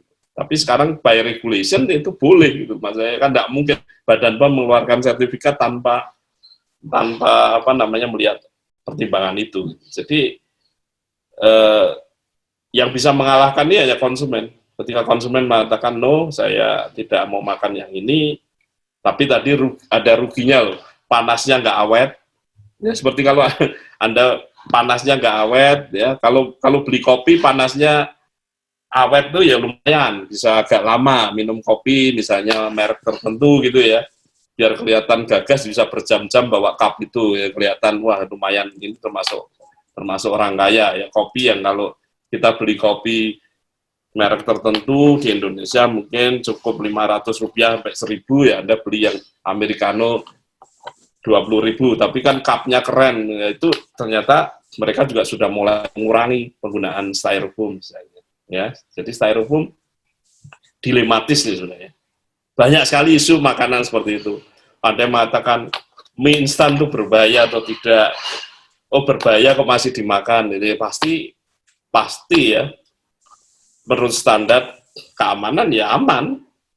Masih diperbolehkan. MSG, monosodium glutamat, pasti aman. Tapi aman itu selalu ada threshold-nya, ada ambang batasnya. Ada ngono yang terakhir tadi. Ngono ya ngono, ning ojo ngono. Jadi apapun bisa jadi racun, bahkan cinta saja kan bisa membunuh. Jadi apapun, all things are poison. Ya, only dose determine that a thing is not poison. Itu Paracelsus ngomongnya begitu. Jadi apapun bisa jadi racun. Ya. Termasuk kuliah umum terlalu lama juga bisa beracun. Baik, Bang.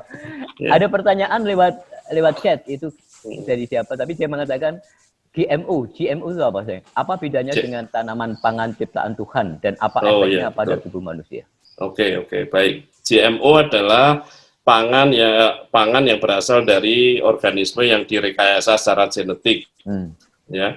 Jadi produk dari genetic engineering. Caranya, teknologinya ini menarik sebenarnya kalau cerita ini. Pemenang Nobel terakhir di bidang biokimia terakhir, genetik ya, bidang genetik itu berhasil menemukan alternatif dari yang namanya rekayasa genetika. Jadi rekayasa genetika adalah menyisipkan gen organisme lain ke dalam gen satu organisme. Misalnya nih contoh, Anda ingin punya misalnya kentang yang tidak mudah rusak ketika ada embun, ya seperti di daerah Dieng. Maka disisipkanlah di situ misalnya gen dari ayam atau apa yang bisa membuat dia kuat. Tapi kebetulan karakter itu hanya ada di ayam. Maka diambil dari ayam. Itu kan problemnya kalau dampaknya apa terhadap kesehatan. Sangat susah untuk mengatakan dampak kesehatan. Ini wilayahnya itu lebih pada wilayah wilayah etika satu, yang kedua wilayah ekologi malah. Ya, contoh misalnya membuat, katakan yang paling terkenal kan kasusnya adalah Roundup Ready, soybean. Jadi kedelai yang sudah disisipi satu gen asing yang bisa membuat dia tahan herbisida. Jadi caranya dia tahan herbisida, bukan tahan dari serangan, tapi juga tahan herbisida. Jadi ketika disemprot herbisida yang mereknya Roundup tadi, ya Roundup itu, tanaman liarnya mati semua, kedelainya tetap diam saja, tumbuh normal sehat. Itu yang disebut Roundup Ready. Berarti kacang yang super ini, disemprot nggak mati, sedangkan yang lain mati. Pertanyaannya adalah, apa dampaknya? Salah satu risiko ekologinya kan luar biasa. Lah kalau itu misalnya sifat tadi menyeberang ke kacang-kacangan liar, katakanlah kerabat yang agak jauh lah, putri malu. Tanaman putri malu itu mau disemprot nggak bisa mati. Itu salah satu risiko. Ya. Itu yang dikhawatirkan. Kedua, apakah ada risiko kesehatan? Di sana sini ada laporan sebenarnya. Gangguan kesehatan atau ya penurunan mutu dari produk yang dihasilkan. Ada sana sini, tapi belum sampai pada tingkat meyakinkan bahwa memang memunculkan gangguan kesehatan. Apa bedanya? Tadi sudah saya sampaikan. Kalau dengan persilangan yang lebih sifatnya persilangan yang alami itu kan bahkan tidak alami sebenarnya, ya dengan cara menyilangkan itu kan masih tetap sama ya, tanaman dengan tanaman. Itu satu. Ya kedua, prosesnya lebih lama. Sedangkan ini prosesnya cepat. Makanya kita mestinya berterima kasih, ini kita tunggu. Yang sekarang, ini malah pemenang Nobel yang baru saja diumumkan itu malah bicara tentang editing, jadi genetic editing. Jadi yang sudah ada diedit. Jadi bukan disisipi hal baru, tapi diedit malah. Meskipun kemudian jadi masalah, teman-teman hukum kesehatan ini menarik untuk jadi kasus. Ada satu peneliti di Cina itu kemudian mengedit ya genom dari seorang anak pasangan suami istri yang kena HIV, kena HIV, diedit dan anaknya katanya sehat, anaknya bebas dari HIV, tetapi dia melanggarnya etika risetnya, malah sekarang kalau nggak dihukum ya dapat sanksi lah pokoknya. Kasihan ilmuwan itu, dia menggunakan teknologi tadi yang disingkat CRISP, ya itu mengedit. Jadi ya kembali ke apa yang disampaikan moderator tadi lah, yang nanti itu ya nggak tahu Tuhan ini memberi kesempatan atau sebenarnya malah menguji manusia gitu. Kita mau lari lebih jauh teknologi. Jadi satu sisi kan heran ya, kita bisa mengubah macam-macam, mengedit ya, bahkan mengedit genetik. Jadi misalnya ada jagung kok produksinya cuma 4 ton per hektar, kita bikin jadi 15 ton dengan cara mengedit ya, gen-gen yang menghambat produksi kita matikan ya, lebih banyak membuat tongkol jagung daripada membuat daun misalnya. Itu disebut juga GMO nantinya, tapi dengan teknik yang beda. Dan untuk informasi Ibu Bapak sekalian, di dalam aturan di Indonesia, GMO dari pangan yang dibuat menggunakan GMO harus ada labelnya. Harus ada labelnya. Jadi kalau itu ditaati, kita akan tahu produk mana yang GMO. Hanya ada satu masalah, saya juga harus fair mengatakan. Amerika Serikat sebagai produsen bahan pangan terbesar di dunia tidak mau mencantumkan GMO. Maka kemungkinan besar tempe-tempe yang kita konsumsi, terutama di Pulau Jawa ini yang suka makan tempe, kemungkinan tempe kita hampir 40%-nya adalah GMO. Jadi itu kan dispute lama antara Uni Eropa dan Amerika Serikat yang tidak mau, Uni Eropa meminta harus dilabel, Amerika tidak mau, karena Amerika mengatakan persis pertanyaan Anda tadi, apa sih bedanya? Persilangan alami itu juga rekayasa genetika, ya. Bahkan kalau kita tarik lebih jauh lagi, ini agak nyeleweng ya, bibit, bobot, bebet itu juga rekayasa genetika, yang disebut eugenik itu. Iya kan? Tentu mencari pasangan yang secara genetik unggul juga, ya kan? Nah, itu kan sudah alami. Nah, sekarang boleh nggak itu dipercepat gitu? Dipercepat melalui rekayasa genetika. Ini pertanyaan-pertanyaan yang wah ini jadi cocoknya Pak ini ya, moral apa ini? Studi moral hukum kira-kira hari ini ya.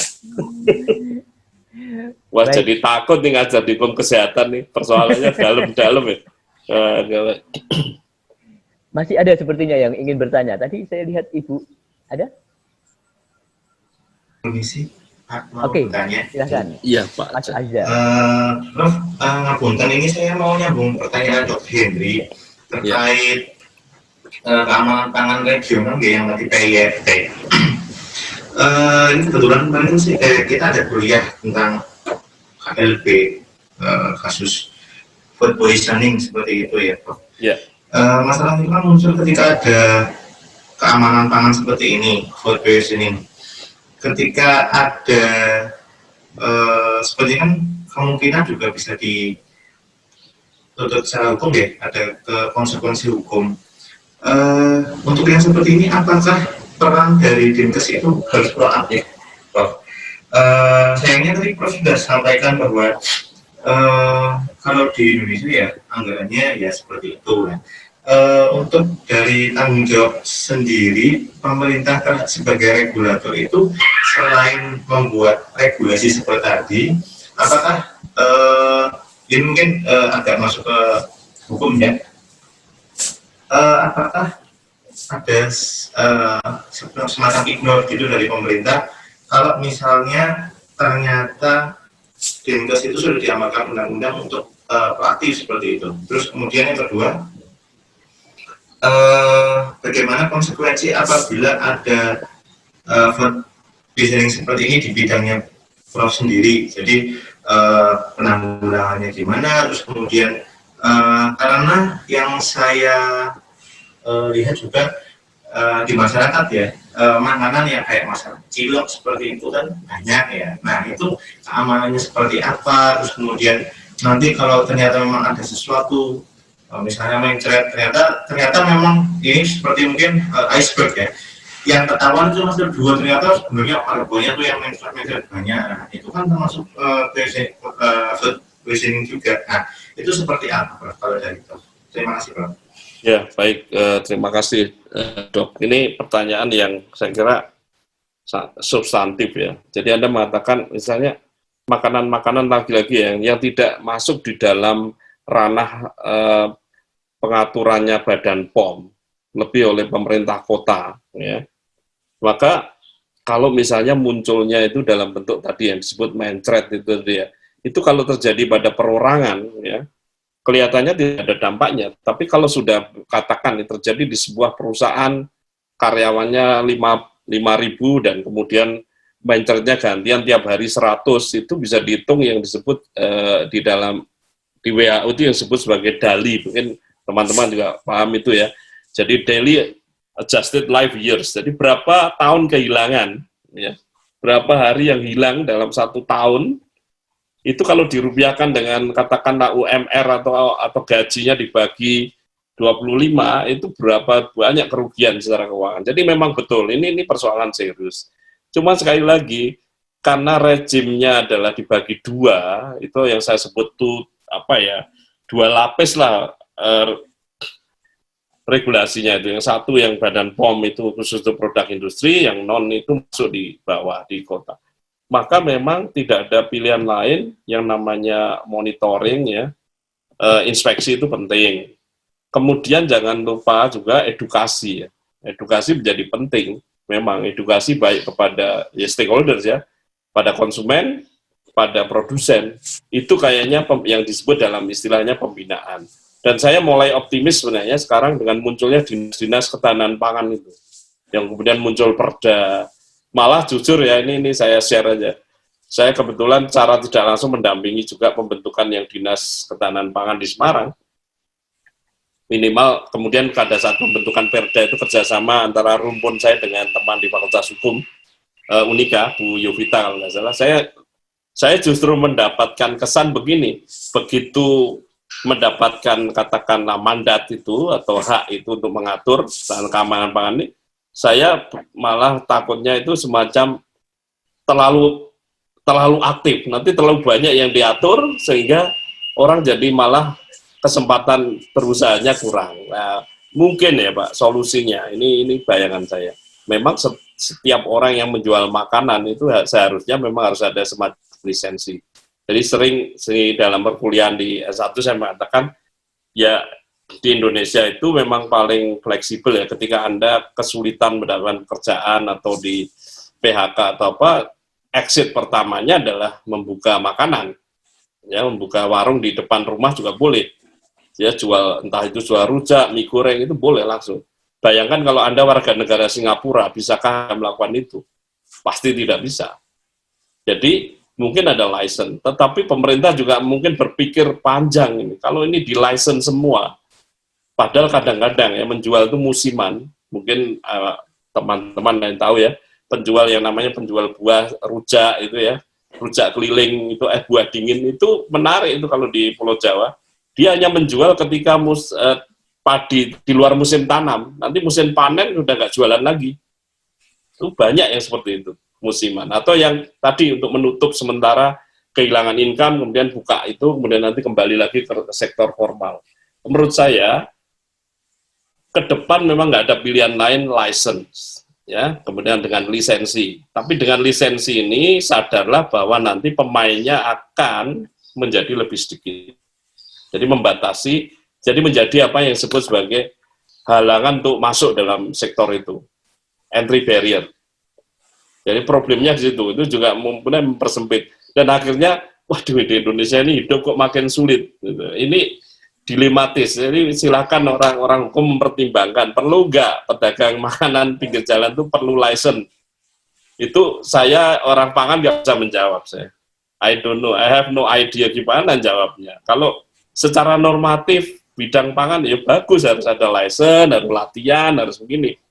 Tapi begitu berhadapan dengan kenyataan, ya malah didorong. Ini saya tidak hanya bicara yang kecil-kecil, nih sekarang meluas lagi. Bagaimana dengan para penjual makanan online yang menggunakan jasa online delivery, startup yang berangkat dari rumah? Who supervise that? Nobody. Tidak ada yang mensupervisi. Tapi saya share lagi, ketika saya sampaikan ini kepada teman-teman di ketahanan pangan, wah malah jadi bergairah, berarti ini perlu diatur. Ini juga problem lagi, ini makin ada atur malah takut berusaha lagi. Jadi tadi pelanggaran hukum atau bukan pelanggaran, itu dianggap kreativitas di Indonesia. Bisa buat cake dari rumah, jualan, ini kreatif. Malah disebut sebagai startup, very good. Tapi di balik itu ada masalah. Siapa yang mengawasi? Belum lagi, ini ada produsen, ada konsumen online, dalam online delivery. What happened in between producers and consumers?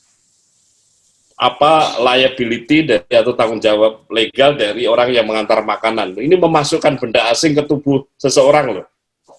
Anda order mie dari sini, masuk ke mulut konsumen di sini. Nah, orang yang di tengah ini gimana ini?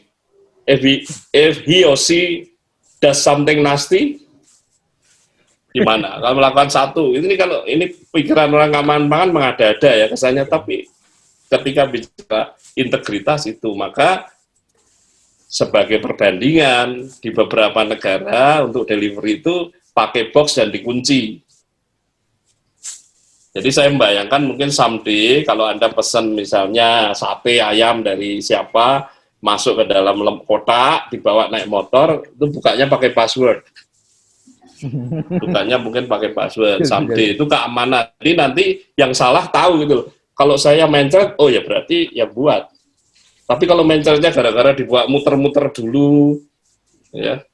Dan saya kira banyak lah Anda tonton di video di YouTube kejadian di India banyak sekali itu. Ada yang dimakan sebagian, macam-macam pelanggaran tuh. Ini human creativity, creativity and crime is just dipisahkan selembar ini ya, selembar sutra tipis itu antara kreativitas dan kriminalitas tuh ya begitu ya, satu kontinum ya. Oke.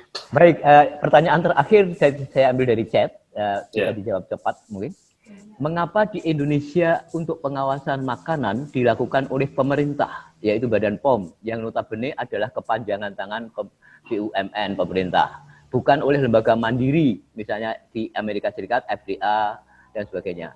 Sementara itu kelayakan halal sebelum Undang-Undang Cipta Kerja ini oleh lembaga keagamaan. Apakah ini karena kita menganut asas civil society? Terima kasih. Ya kalau yang saya tahu Badan POM dan FDA sama-sama di bawah pemerintah, ya. Sama persis kalau itu BPOM dan FDA, jadi sama ya. Tidak mungkin juga diserahkan lembaga independen ya. Ada lembaga independen, kalau Anda ekspor makanan satu tempat ke tempat lain, itu yang memberi sertifikasi badan ketiga, itu bisa swasta juga ya, bisa swasta. Tetapi kalau di dalam satu wilayah negara, memang Food Control Authority itu government. Memang government itu mandatnya, memang itu tugas wajib setiap pemerintahan malah. food control itu, ya. Kemudian yang ke MUI tadi saya nggak tahu jawabannya. Saya kira, paling dugaan saya ya artinya yang stakeholder utama ya, yang paling penting ya, yang paling punya kewenangan ya, tentu mereka. Meskipun sekarang sedang akan didistribusikan loh, akan didistribusikan ke universitas juga, ke beberapa tempat ya, kalau kita lihat Undang-Undang Cipta Kerja. Ya, baik. Tapi intinya mungkin dianggap yang paling punya otoritas, paling punya otoritas. Ya. Itu Pak Hermawan. Ya, terima kasih. Ya, mudah-mudahan. Ini ada beberapa lagi pertanyaan. Bagaimana dampak berlakunya Omnibus Law ini yang menarik perizinan berusaha ke pusat, termasuk perizinan usaha pangan dengan pelaksanaan food forensik? Ini bagaimana? Ini perlu dijawab? Waduh lah, saya nggak bisa jawab. Cuman intinya kalau itu terjadi, kalau tidak ditarik ke pusat ya jawabannya. Ya. Nah, berarti itu malah otoritas ini, jadi pengembangan kapasitas forensik di daerah juga jadi penting untuk bisa report ke pusat, saya kira. Ya. Betul, terima kasih Prof. Budi. Ya. Bapak-bapak, ibu-ibu, dan saudara sekalian, sudah lewat jam 11, dan terima kasih. Ada satu hal menarik hari ini dari uraian Prof. Budi tadi, di sesuatu yang muncul yang perlu kita tindak lanjuti adalah yang disebut sebagai kesadaran konsumen. Jadi gerakan-gerakan untuk mengamankan pangan ini nampaknya tidak harus bersifat top down, tapi lebih bottom up. Ya, masyarakat gerak. Saya pernah melakukan sedikit penelitian kecil gitu, mengapa minuman berwarna cemerlang yang sering nongkrong di SD itu sekarang sudah hilang, sudah tidak ada lagi. Ketika saya tanya sana sini, ternyata orang-orang ibu-ibu di sana itu melarang anaknya membeli itu karena itu warnanya bahaya. Karena efeknya dia kalau pipis menjadi sulit, macam-macam dan sebagainya. Hal-hal semacam ini barangkali baik jika diedukasikan kepada masyarakat. Jangan sampai menunggu efeknya sudah dirasakan dan sebagainya. Jadi sekali lagi, satu kuliah umum yang sangat menarik bahwa kita bicara tentang pangan, tentang adanya kreativitas manusia, kemudian memunculkan juga namanya food fraud, lalu ada food forensik, dan kita juga mencoba untuk menggerakkan diri kita sendiri sebagai bagian dari masyarakat yang tidak lepas dari pangan.